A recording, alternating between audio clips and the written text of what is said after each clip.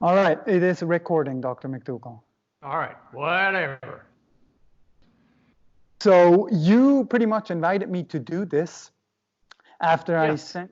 I sent you an email that I have a lecture, a course in a hospital, and I was a bit worried about, if there are serious academics in there with 2 doctor titles and professorships and whatnot.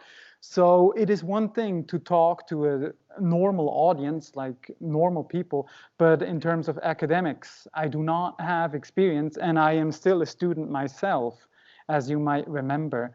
So I wrote you this hoping to get some tips for that matter, and then you told me you might wanna have a webinar with me. Sure, whatever you'd like to do. You want me to make a short statement to your doctors? No, you told me you would do a webinar with me, and I figured you wanted to teach me. I'll be glad to talk to you for a long time. Okay, I was hoping you could help me to figure out how to teach doctors and professors. Well, first of all, I don't know what your system of pay is there in your country, but people follow the money. So the way to get your doctors to act properly is to pay them to do the right things. If you continue to pay them to be drug pushers and to work for the drug companies and device pushers and work for the various device companies, that's where their loyalty will be. It won't be to getting the patients well. So you have to change the reward system. You could also do it by legislation and punishment. But, I think it would be a much better approach to say, hey, we're going to do something similar to what we did called capitation back about 20 years ago, where you're given a group of people, you're given a bundle of money, you're told you get to keep what's left over after taking care of these people. That way the physician would be rewarded for not giving out unnecessary care, and better yet would be rewarded for getting their patients as healthy as possible by doing things that we all recognize, such as reasonable exercise, clean habits, giving up smoking. But where most physicians are confused worldwide is the importance of food. Food far outweighs the importance of exercise, sunshine, or emotional comfort, I think. All those things are really important. I'm not trying to say they're not important. But if you were going to take and put your efforts into one particular point of view and taking care of patients, it would be to fix their food. I've asked some of my colleagues who are into the emotional, the mental, the physical, the nutritional point of view, called diet and lifestyle medicine. In fact, I object to the diet and lifestyle medicine description because it acts as kind of a scapegoat. You hear about diet and lifestyle, and people go, oh, well, I don't smoke. That takes care of it. No, the problem's diet. Lifestyle is cool. You don't want to smoke or take heroin, or, you want to get some exercise and proper amount of sunshine. Oh, that's right. But that's not why people are sick. People are sick because of food poisoning. They're eating a diet that was once reserved for aristocracy, for kings and queens. As a result, and we're talking about more than half the population on the entire planet, we have a situation where people are obese, have gout, have heart disease, diabetes, things that were once reserved for the royalty of the past, the aristocrats, the priests, priestesses, the kings and the queens were all eating like they did. What would you expect? We end up suffering the diseases of kings and queens. The reward, and for me, it has been that way. Of course, I've been able to subsidize my income in other ways, so I haven't had the financial pressures on me that many doctors do. But I've been able to focus on the greatest reward of being a doctor, which is to help other people.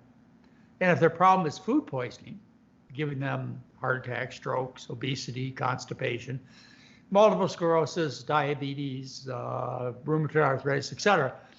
If their problem is food poisoning, as I believe it is, then if you fix the problem, then you get so much reward because the blood pressure comes down, the chest pain goes away, the joints stop hurting, the bowels start working, and you look like an amazing doctor. And you feel good because you've helped your patients. But I have to tell most of my colleagues that you feel terrible every day. Because even though your efforts are well-intentioned, the tools that you were given are ineffective and harmful in a large number of cases. And I'm talking about the medications that you're given, or that medication tools that you're given to give to your patients. I'm talking about a lot of the surgeries, including heart surgery for chronic coronary artery disease. To be specific about the drugs, there's limited benefit from treating high blood pressure in the severely ill people. The treatment of type 2 diabetes is a mixed bag, and certainly ineffective and costly and harmful in many cases. Certainly type 1 diabetes, we need insulin for, no question about that. So, if you want to deal in a business of failure where you get no rewards other than money, you can join the medical business. Now, there are exceptions, of course. There are medical businesses that have some tangible returns for the patient. And these people feel good. Let me give you some examples. Eye surgeons, for example, who replace cataracts. A miracle. Bone surgeons, orthopedics, or the pediatricians, who get in there and repair those bones. A miracle. But, for 80% of the illnesses that people in your land and across Europe and the United States and Australia, etc., suffer from are chronic diseases. And these chronic diseases are, words like chronic constipation, chronic obesity, chronic heart disease, chronic cancer, etc.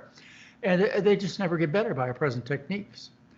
But if we change the food, then what happens is the healing properties of the body, which are miraculous, and every doctor knows this.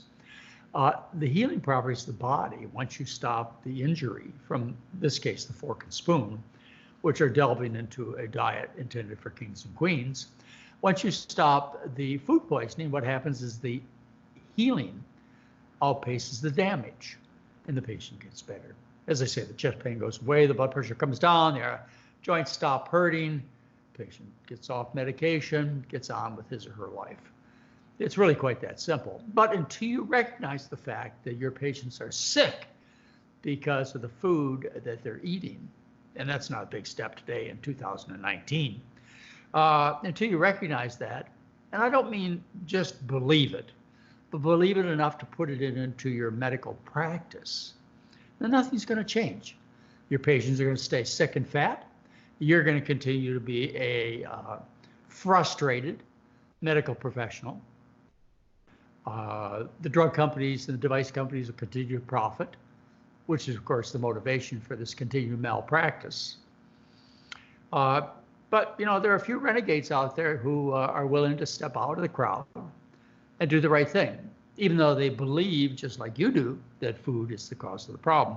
They have to believe enough to do something about it, like start a new practice or get some legislation passed in their particular counties or countries, or go out and teach, as you've done to many people. Are you willing to do something? And the truth of the matter is that most doctors in the United States are content with their 7-minute office visits, charged at $150, $200 a visit. They're content. Doctors are very successful financially, but they're not happy. Those are 3 chronic diseases. And I gave you a couple of exceptions. There are a few more exceptions, but not too many. So, Dr. McDougall, thanks to your TSSCC course, the Starch Solution Certification course, people are enabled to teach others how to eat, how to reverse some diseases. Now, over the last 5 years or so, I've figured out with this kind of material you provide how to teach regular people. And now I know how to sell it to them, and they accept. They are fine. Not everybody does it, to be realistic, but they accept. They go out after 6 hours and they accept, okay, there's a valuable tool that I can use if I want to.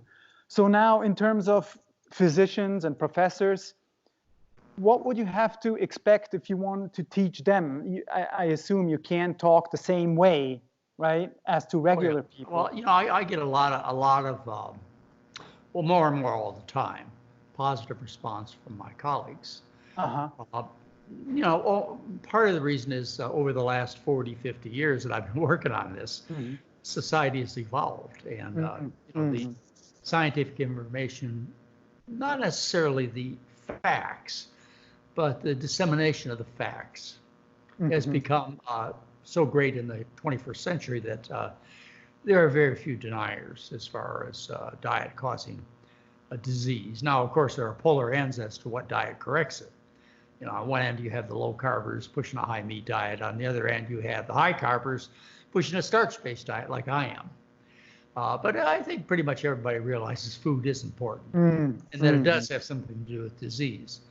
So what I have found over the last, and I've been doing this exclusively for 40 years, 2 years. What I've found is the first job you have is to make people aware, open their eyes, and make them see how relevant this is. Now, that, of course, can be done in various ways. We have lots of videos. We've got a website. And there are many, many other doctors that have similar points of view that I'd recommend also. So you need to be aware of the fact that you are not incurably ill. In fact, the healing powers are far beyond what you can even imagine for most of you. And you must realize that it's the food that's making you sick. And you have 100% control over the food as long as you can identify the problem. So what I have done, and in fact, I put it in the latest book Mary and I have written called The Healthiest Diet on the Planet, is what I've done is I've put out 2 categories of food poisoning. One is animal foods. Well, right, the human being can tolerate some animal foods, right? But you need rules. You need clear boundaries. And it would be better if you just cut out the frog legs and the pig's hooves and the cow's tails and whatever else you eat. Just leave it alone. Leave alone the animal foods. And the other thing is that you need to not eat free oils. These are the oils that have been taken out of the nuts, seeds, avocados, etc., soybeans, etc. These free oils are not food. At best, they're medicine. At worst, they're serious, serious toxins. So when somebody recommends olive oil, corn oil, safflower oil, flaxseed oil, etc., they recommend a double-edged sword where the most cutting side is the harmful side of that sword. They're dangerous. And anyway, you need to open people's eyes. What they need to realize is that the 2 categories of food poisoning are animal foods and free oils. And then they say, and I know some of your listeners are sitting there saying, well, there's nothing left to eat. I mean, that's all I eat. I realize that. That's all you eat.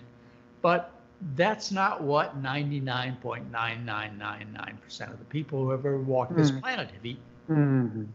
They didn't have the accessibility to animal foods except in rare circumstances, such as the extremes of the environment, such as the Alaskan Inuits.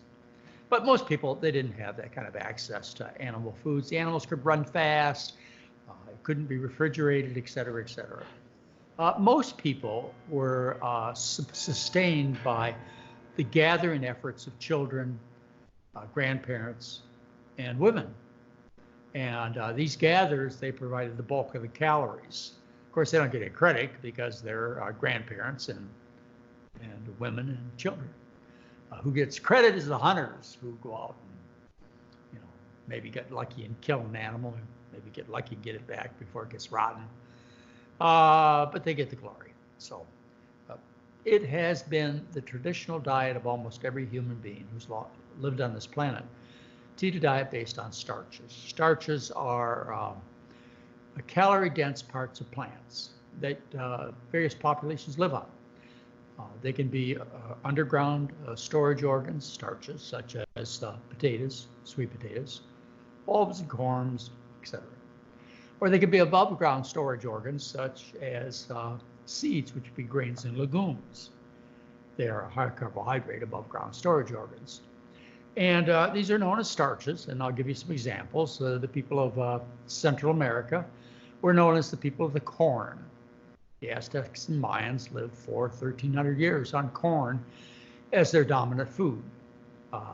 When you think of the Far East, you think of rice. 90% of the diet of the average Chinese person before 1980, 90% of the food came from white rice. Of course, they had no diabetes, no obesity, et cetera, et cetera, et cetera. Since then, in the last 35 years, the Chinese diet has obviously changed. And you can see this if you go to China or you even fly on an airplane or have friends from China. They've adopted the Western diet with enthusiasm. So that we know today that the Chinese have at least 12% of the population suffering from diabetes, adult type, and half the population suffering from prediabetes. So anyway, what I suggest people do is they go back to the traditional diet of people. This rich Western diet, widespread as it is, no longer limited to the few rich people who lived on the planet, is a blip in history. It's only been going on to this massive extent for the last half century, particularly since 1980.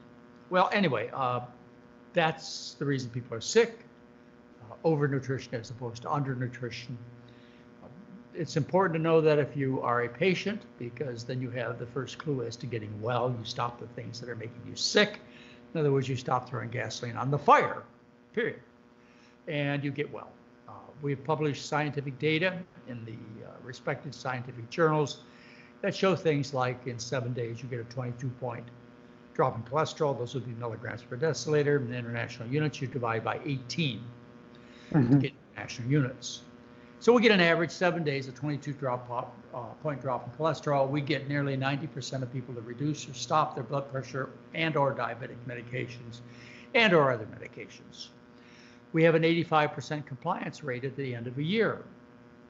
We have an average 20-pound weight loss at the end of a year. We have an average drop in cholesterol of 20 points at the end of a year. That's from the MS study, right? Is that from the MS study? That's from the MS study. That was done at Oregon Health and Science University Medical School in Portland, Oregon. They independently studied our patient population. We had nothing to do with it except for providing the setting for them to study.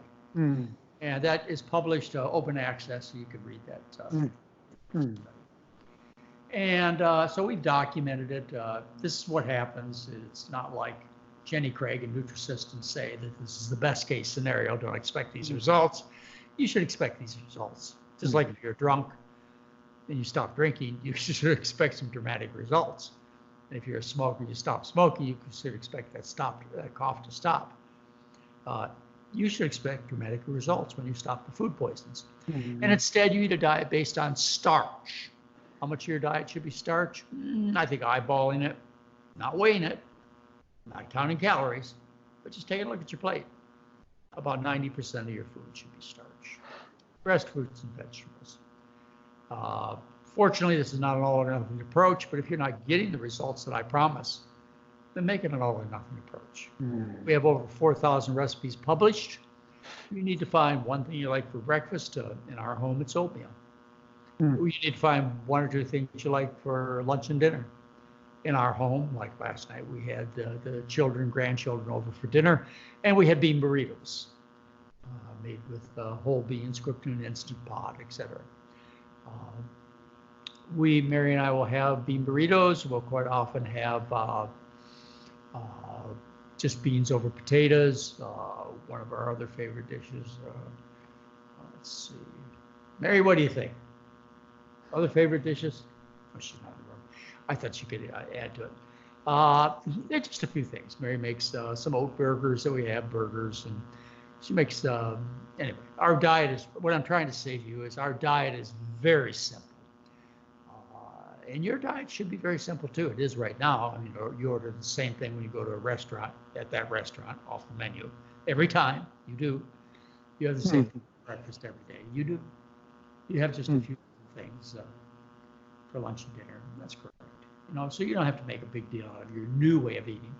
It just has to be designed differently. Instead of the focus of attention being animal foods and oils and refined foods and other junk, your focus of food would be things like rice or corn or potatoes and or beans, etc., with some fruits and vegetables.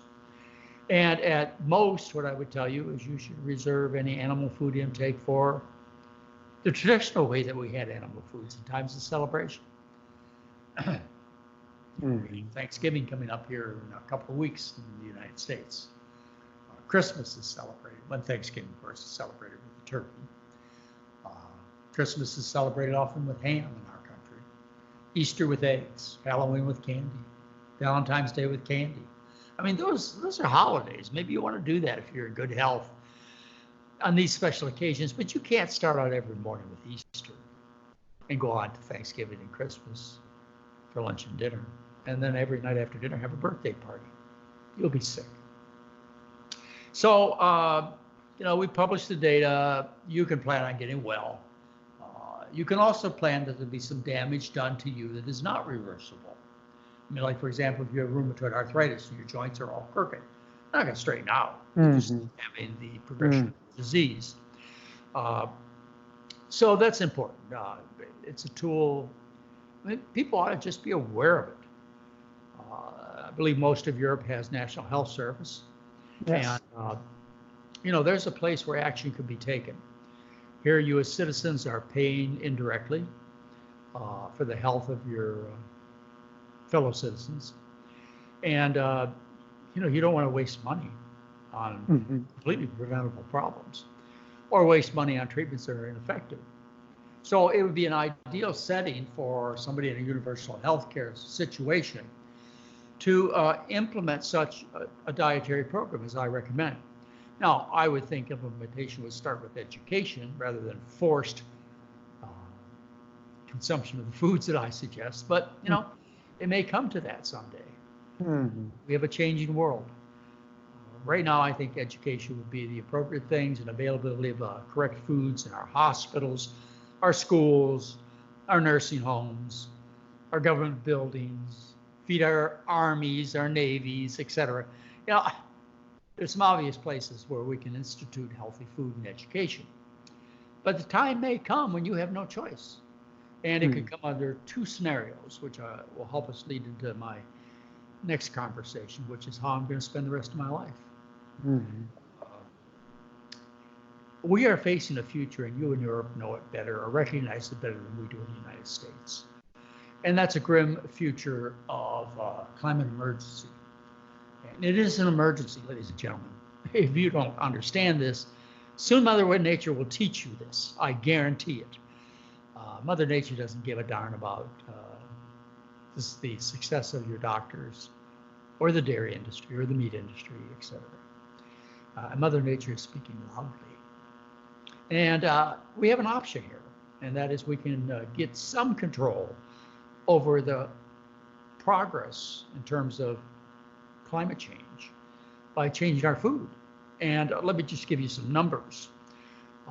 The World Health Organization, in their report, Livestock's Long Shadow, said 18% of the greenhouse gases are produced by the livestock industry. The World Watch Institute came out and reevaluated that same data, which appeared in that 407-page report, Livestock's Long Shadow. And they came to the conclusion that, including things such as the methane burp and transportation and refrigeration, etc., that over 51% of the greenhouse gases are directly tied to the livestock industry.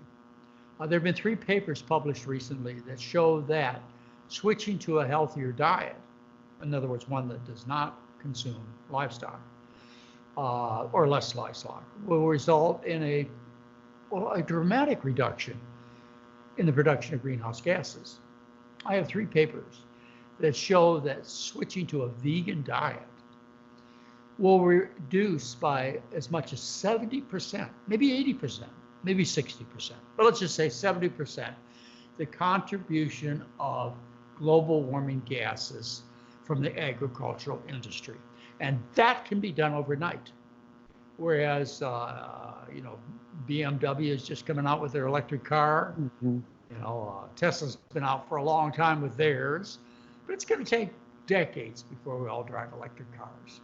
Likewise, before we get the energy needs under control with wind and solar, it's going to be decades. But each individual, whether you be a doctor or a patient or an average citizen or whatever your situation is, you can make a dramatic statement and do something important towards solving climate change. Mhm. It's too late, if it's not already too late, by taking this individual step of switching from an animal food-based diet to a starch-based diet, like 99.99% of the people who ever walked this earth ate. It is insanity that people don't recognize this. Now, we have people all over the world talking about climate change and what to do. And I'll tell you what, I'm very disappointed. Let me talk to you about our American politicians, U.S. politicians. In the 2004 and 2008 Republican convention to elect their presidential nomination for the Republican Party. In both of the debate sessions that they had, they didn't even mention climate change. In our recent debates that are dominated by the Democratic Party, we have 3 or 4 different people that really take strong stands on climate change. But when it comes to asking people, these candidates, to suggest to the population of the world or the United States to change their diet, they shy away from that. Even Greta Thunberg, the 16-year-old child who's made such a positive difference in the world. I mean, just think about it, maybe a child. Mm-hmm. Even she doesn't really put much emphasis on the food issue. Mm-hmm. So as a result, you know, people are afraid to talk about the food. Yes, it's another situation like we talked about a few minutes ago, and that is that people recognize it as being true and important, but not important enough to do something about it. Ladies and gentlemen, what's happening to us right now is important enough to do something about. And if you feel helpless, give up the livestock, eat a healthy diet, become a stronger citizen. I mean, there are going to be so many challenges, you know, in our brave new world coming up. That you need to be personally as fit as possible, and you need to do whatever you can. The way I state it is this: someday, I don't want it to be such that my grandchildren say out loud or to themselves, "Grandpa, why didn't you try harder?" Mm-hmm. I say the same to you. Mm-hmm.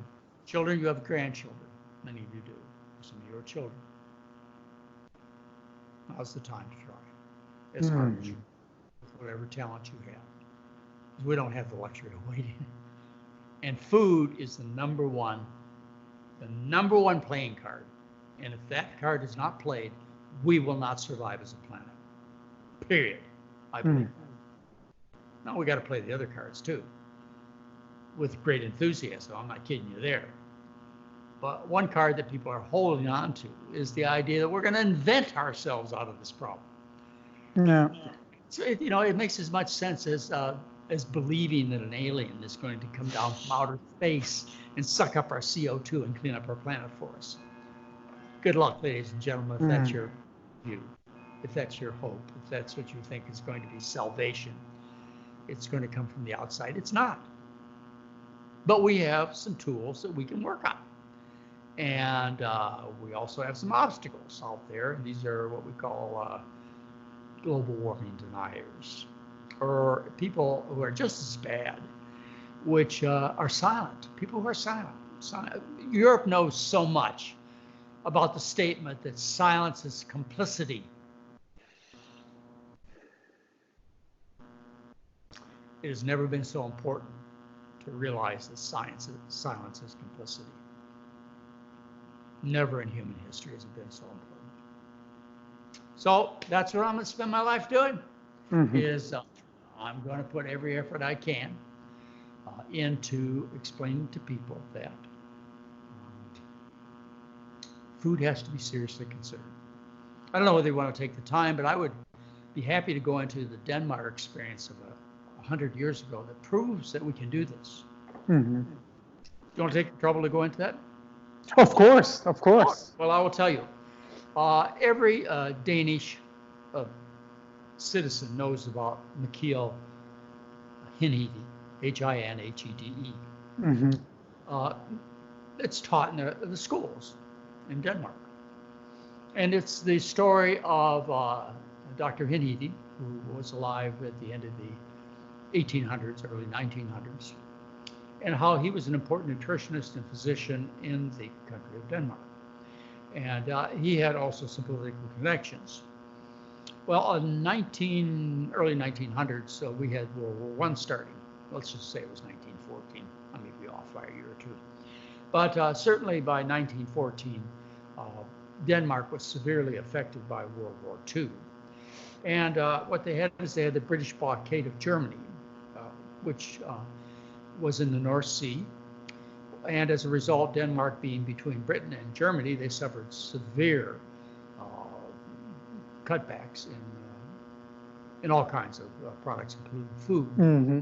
Well, what Dr. Hinhede proposed to 3 million Danes, let me say that again, 3 million Danes, is that they changed their diet between 1914 and 1918, during the war years and the blockade. They changed their diet and they kill the pigs and the cows and they eat the cow and pig food. I mean, maybe a pork farmer would get a little pork once in a while. And maybe the rich people in Copenhagen would get a little beef once in a while. But by and large, people lived on the foods that they used to feed their animals, which would be, of course, soybeans and potatoes and various grains and so on. As a result, during these 4 years, between 1914 and 1918, no one was hungry in Denmark. Yet, 400,000 Germans who believed in a well-balanced diet starved to death during that period of time. During that period of time, Denmark experienced its lowest mortality rate. It was a reduction of 34% in non-communicable diseases during that period of time, 1914 to 1918, because of the change of diet. So the Danes got healthier, they never went hungry, they watched the people around them starve to death because they kept with incorrect, I would say outdated ideas, but I mean, this is what people believe in 2019, so they're not outdated. They're just plain and simple wrong, as they always have been. Anyway, we could extrapolate that experiment of 3 million Danes during World War I to the current situation we have today. And we didn't have iPhones then. We didn't have computers. I don't know if we even had telegraphs then. I suppose we did, but we barely had telephones. I mean, today, the youth of today, with their devices, could communicate this message in 30 seconds. The story of McDougall, Hinhede from Denmark. How did you find out about this, Dr. McDougall? I don't know. How do you just learn these things? Yeah. But you can go to Wikipedia, or you can go to Google, and you can look up McDougall, M-I-K-K-E-L, Hinhede, H-I-N. Yeah, now when you know this, it's easy to look it up, but how did you find this all out? Was that all part of your Hawaiian medical library time where you went back and forth? No, probably. I wrote the article on it in May 2012. It's in my May 2012 newsletter. Okay. So I wrote about it 7 years ago, the whole experience. And I put it, Lessons from the Past, Directions for the Future. That's the name of the article. Lessons from the Past, Directions for the Future. A starch-based diet.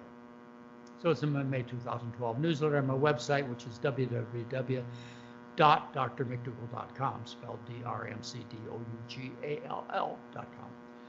And you can read with the references, and you can find the 1920 paper published in the Journal of the American Medical Association, which describes his work, which has been described as how 3 million Danes went vegetarian and saved themselves during World War I.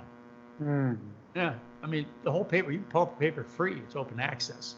Okay. Website, it was published in the Journal of the American Medical Association under Hinhede's name. Just look up Hinhede, Journal of the American Medical Association, 1920. Read his original paper. Now, Dr. McDougall, would you advise as when you have cardiologists and other specialized physicians in the crowd, to talk the same way as to general people?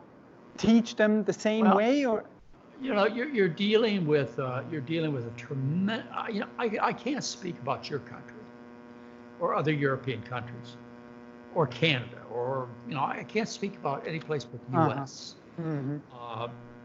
The problem we have is the emperor wears no clothes over Mm-hmm. here, and the professions that result in the most harm to patients, that are most deceptive to patients, Mm-hmm. are the oncology business, and that is followed by the cardiology business. And I'm not sure whether they're not tied as far as being liars, and they are liars. So you're starting out from a position where you're dealing with dishonest people, and it's very difficult, at least in the United States. I've been aware of this for 40 years, that heart disease is caused by an unhealthy diet, and it can be reversed by an unhealthy diet. I knew the pioneers in this work. So knowledge, even proof in terms of scientific studies, isn't enough to motivate people to stop doing bad behavior. Mm-hmm. There are about 1 million heart surgeries done in the U.S. every year. Those would be angioplasty type, stent type surgeries. And there are about 500,000 bypass surgeries done every year. And they're done, most of them for chronic coronary artery disease, which the Heart Association, the American College of Physicians, said to stop doing. And they told them to stop doing this in 2007. So, you're already starting behind the 8 ball, dealing with egocentric, dishonest people. What can I say? What you have to do is find some way to get them to start acting properly, to put their patients first. Mm-hmm. You have to find a reason for them to do the right thing, to orient their moral compass, as they might say. Mm-hmm. And the way you do that is by money. You've got to find a way to reward these people for doing the right thing. And the problem is, in our system, in the United States, they are being rewarded for doing the wrong thing. Big time. In terms of millions of dollars. In terms of millions of dollars for individual practitioners. So, and not to mention the drug and device companies. So these are Homo sapiens you're dealing with. Mm-hmm. That's the problem, is they're Homo sapiens. I see you in my picture up above. Is there a reason for that? Do you see me okay? I see you absolutely fine. Yes, absolutely. Right, good. Well, anyway, that's the deal. I don't think there's a conspiracy going on. Mm-hmm. I don't think anybody purposely is trying to be dishonest or hurtful. I think that they're acting based on normal human behaviors. Mm-hmm. This is business. This is plain and simple business. So if you want people to do the right things in terms of outcomes, in terms of medical treatment, you put the carrot at the end of the stick, being one that is really a carrot, so to speak. You put out the opportunities for patients to get well under their own control, cost-free, side effect-free, without the need for hospitals and doctors and their devices and drugs and so on. You've got to find some way to reward those in the system for doing the right thing. I got it. Period. Okay, I got it. Now, in your system, I don't know. I mean, I'm not familiar enough with universal health care, the way it's practiced in individual countries, but that's what I'd start looking for, is a reward system. Mm-hmm. We were invited, Mary and I, before the California fires, which destroyed our lives. We were invited to go to Estonia and help the people in Estonia get better health guidelines, nutritional guidelines, and medical practice guidelines. But anyway, that invitation didn't work out. Mm-hmm. As I say, due to circumstance. Okay, I'm sorry. Okay. So I have 2 other questions. One would be heart disease. So from you and also from a friend of yours and colleague, Dr. Caldwell Esselstyn, I learned how heart disease works and that it's easily reversible by just leaving out 4 food groups: animal products, oils, sugar, and coffee. Mm. So you focus on animal products and oils, right? To keep those out. So what would you say in terms of sugar and coffee? I mean, people are overwhelmed. If you present them everything, they have to forget about, more and more they can accept animal products. It's the food. Yeah, absolutely, yes. It's the food. These other things like coffee and tobacco Yes. and cocaine and alcohol and so on. I mean, these things that have to be dealt with. It's not like it's a mystery. It's not like, if you're a drunk, your wife doesn't know it, or you don't know the solution. But the problem with the food is that people are so confused. You have spectrums of advice going all the way from no meat to all meat. And you have very few people taking strong stands or even making it understandable. That's why I talk in the terms I do, is because I don't care that you believe me. I just want you to see through the same eyes I do. And all of you can look through history and see what I told you, that throughout human history, people have lived on starch-based diets, except for the royalty. You can look at the aristocrats, their pictures, you can read about them, they were fat and sick. You can read the scientific literature. This is not up for debate. So,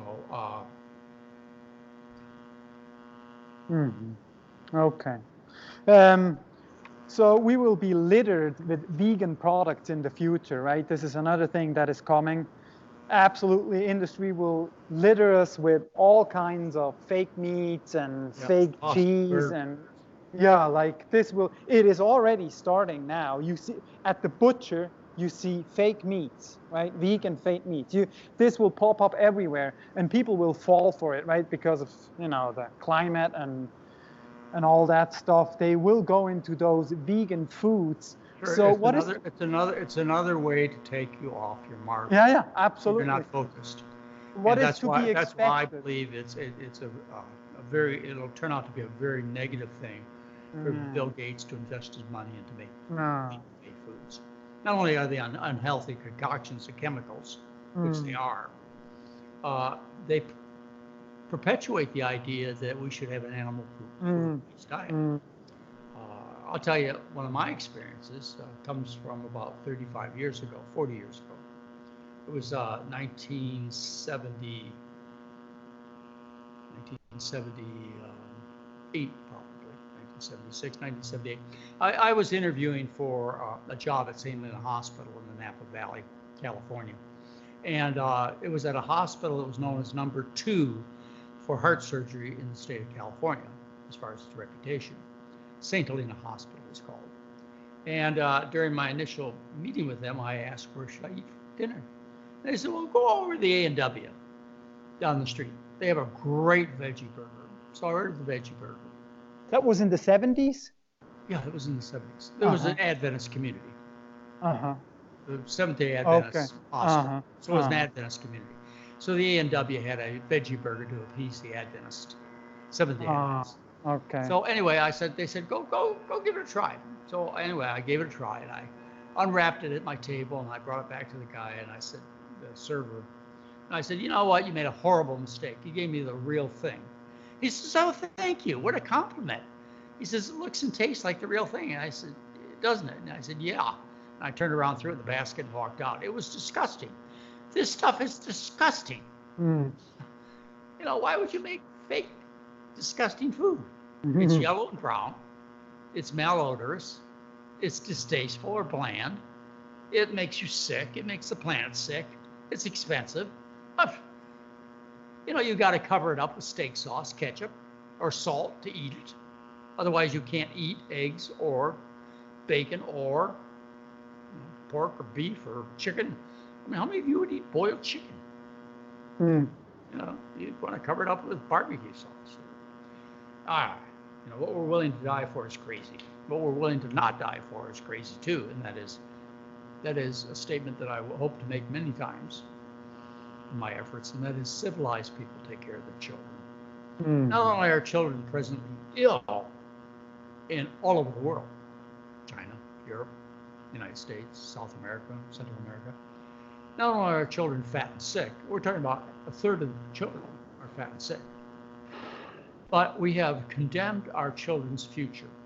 My grandchildren have no future. My children are going to have a very difficult future.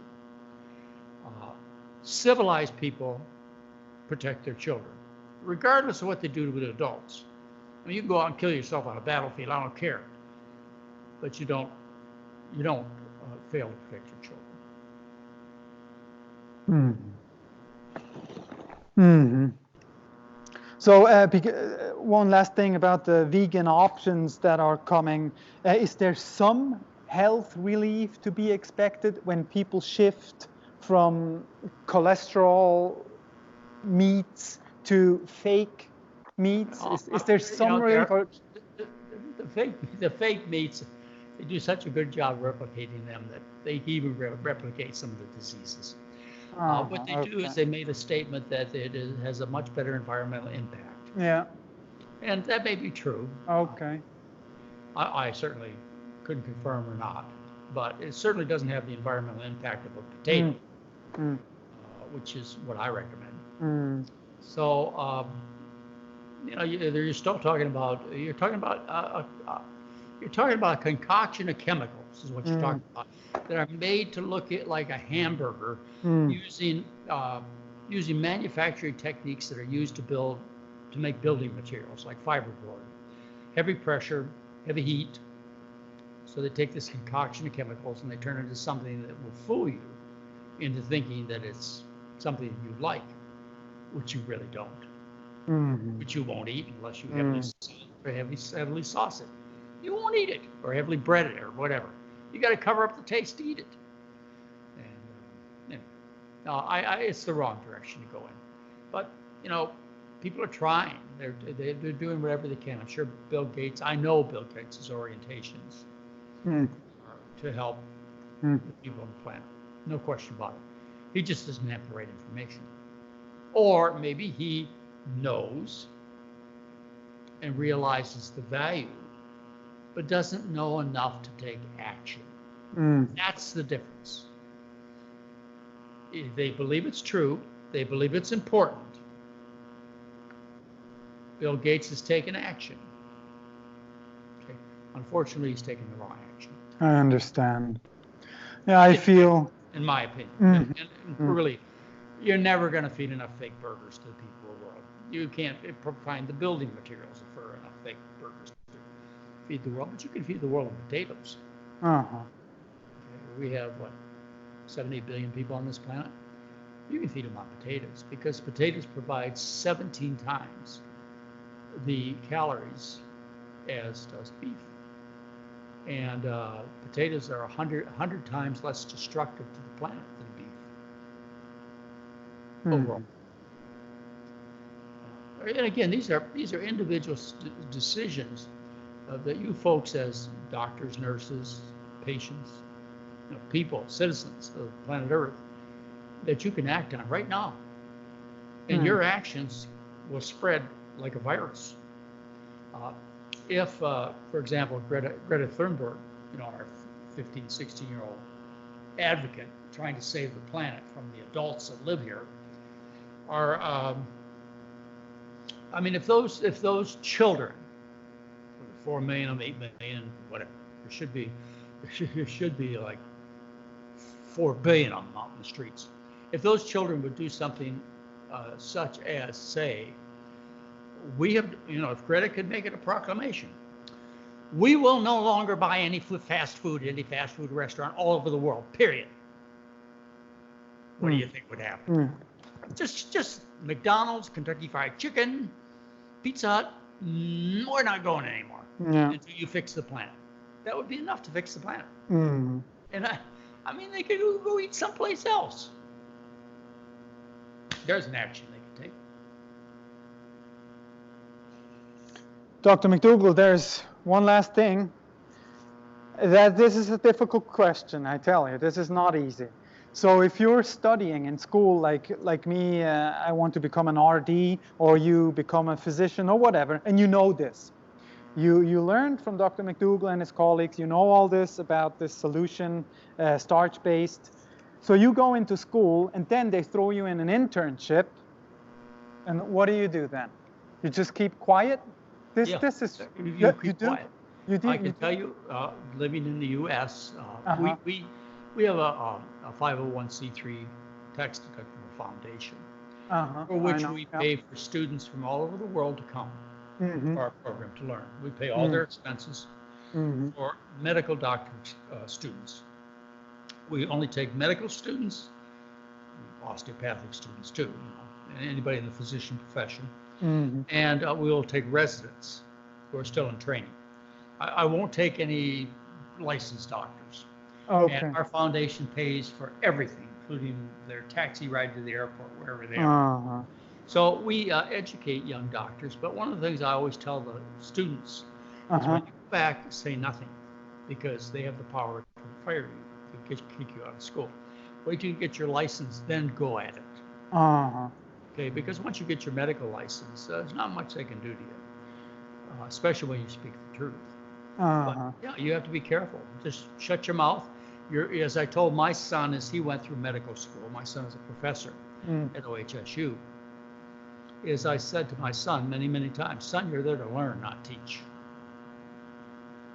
So that's why you went to school, to learn, not teach.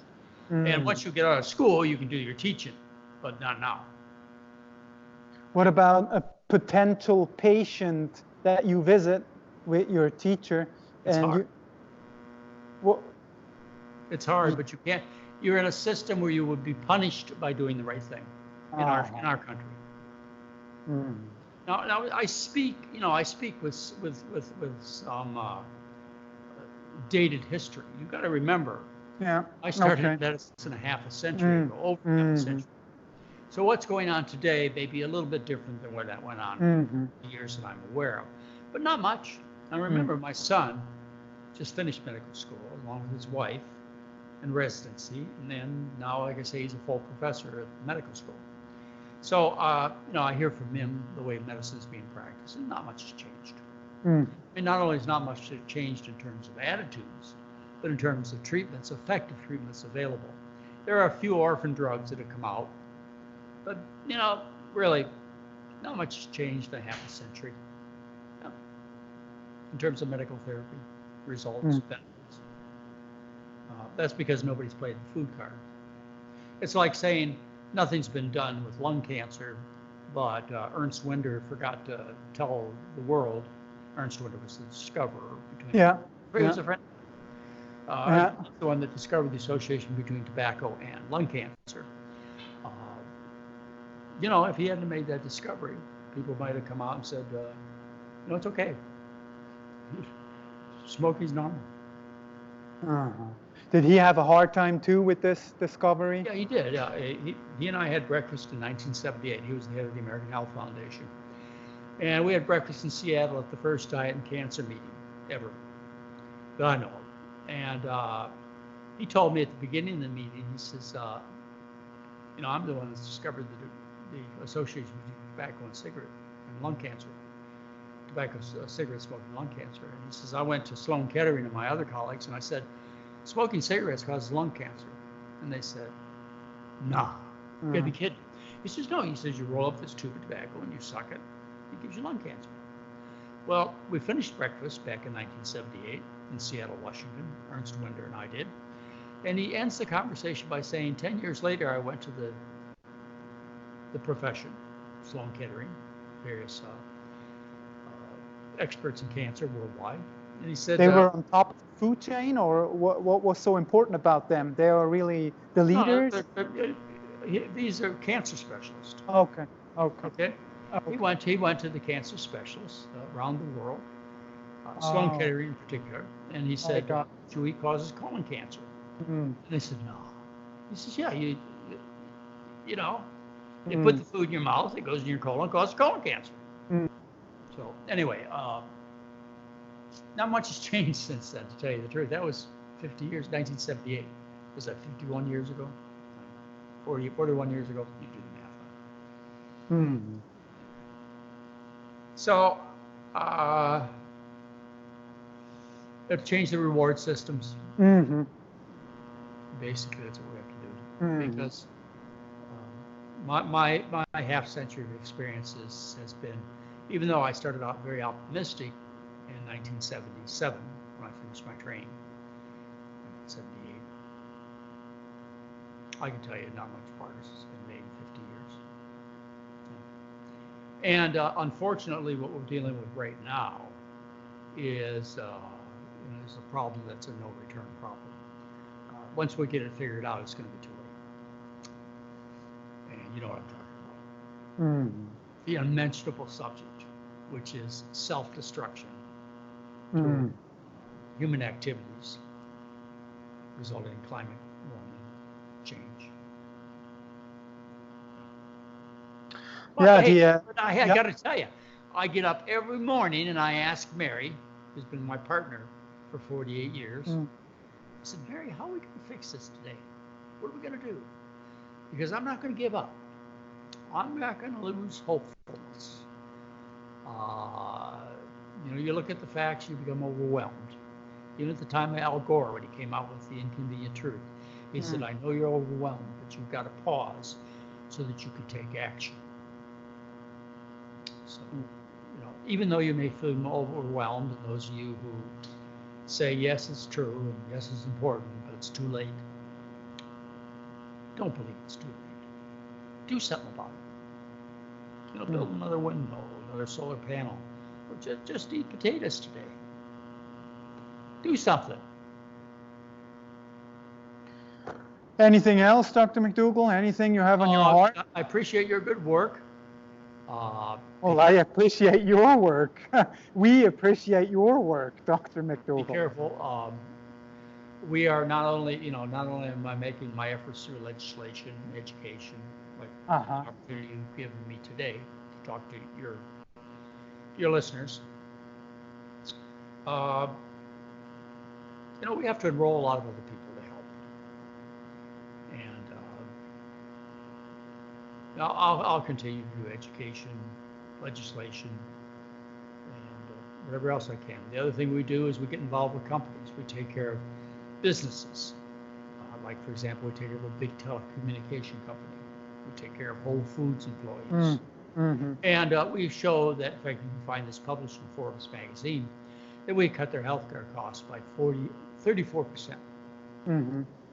We started doing this work in 1980, where we showed at Blue Cross Blue Shield, we could cut the healthcare costs based on their data by 44%. Because you see, that all fits in with the business motivation.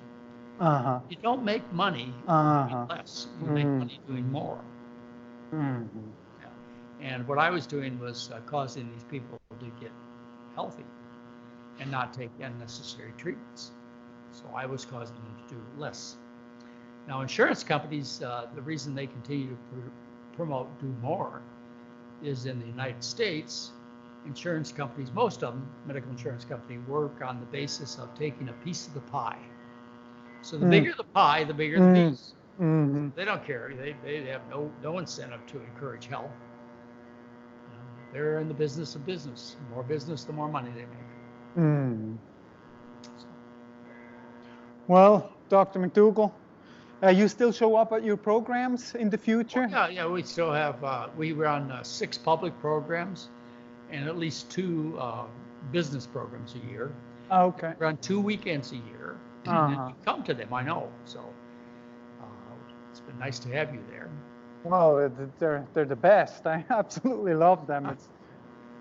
Well, anyway, we still, I'm a practicing doctor licensed in 5 states, clinical professor at 4 medical schools, author of 13 national best-selling books, and a real pain in the butt. Yes, I am. Okay, all right. Because I have this problem of needing to tell what I believe to be the truth. And it's not conducive with other people's motivations. Anyway, go get them. I try. Dr. McDougall, listen,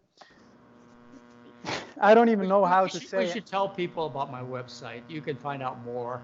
Yes. On the website. It's www.drmcdougall.com. You'll find First thing you'll be struck by is the volume of information. Second thing you'll be struck by is it's all free. Yeah. You know, and then you ask why. Is there a gimmick? And there's no gimmick. It's just that Mary and I have to feel that it's our obligation to share. It's a wonderful website. You really find everything. Dr. McDougall, I thank you from my heart for everything you did and still do. I hope you get this up on YouTube, or I keep believing every day there's a little crack that the light shines through. Yes, somehow we're going to be able to slip through that crack. And I do know that it's people like you who go out and open others' eyes that will eventually make the difference. Thanks to people like you. And you are the only one who points out one important aspect. Nobody else in the world does this. No one. It's the starch. Yeah. It's not just the vegan, it's not the plant, it's the starch. When you're not eating enough starch, man, the cravings and all the... So thanks a lot. You can't run, you can't have sex, you can't... You know, you don't eat starch, you're rumbling and hungry and good grief. And for many people,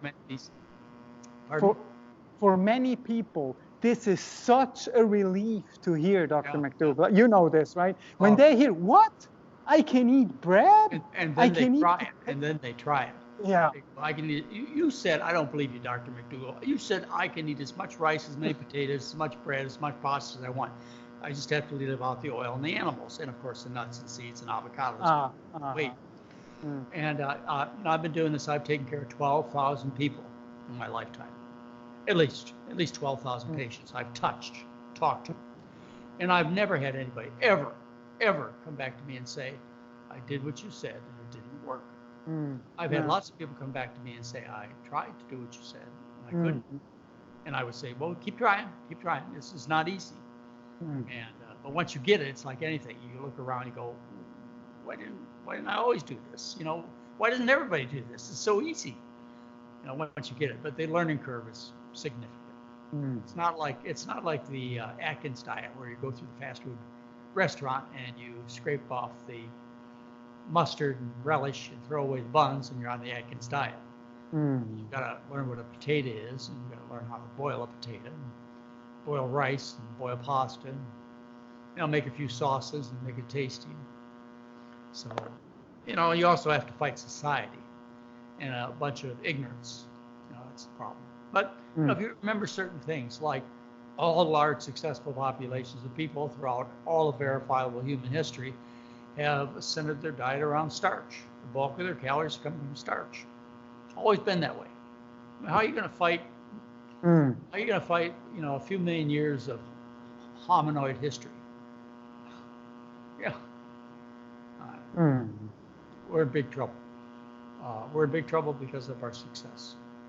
Now let's just see whether we can get our priorities fixed around so that we have, because you know, if I haven't made it clear enough, ladies and gentlemen, you're looking. Oh, you did. You're looking at a decade or two of life as you knew it, at most. A decade or two, at most.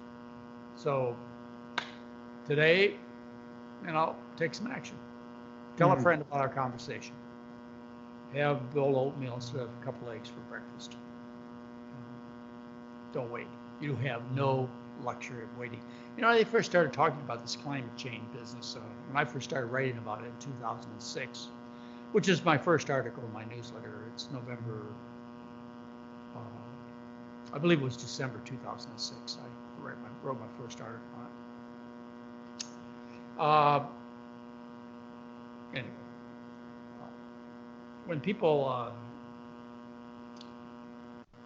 first learn about climate change and what they have to do, you know, they at least have, when they get the food option, they at least have something that they can feel better about. It will make a difference.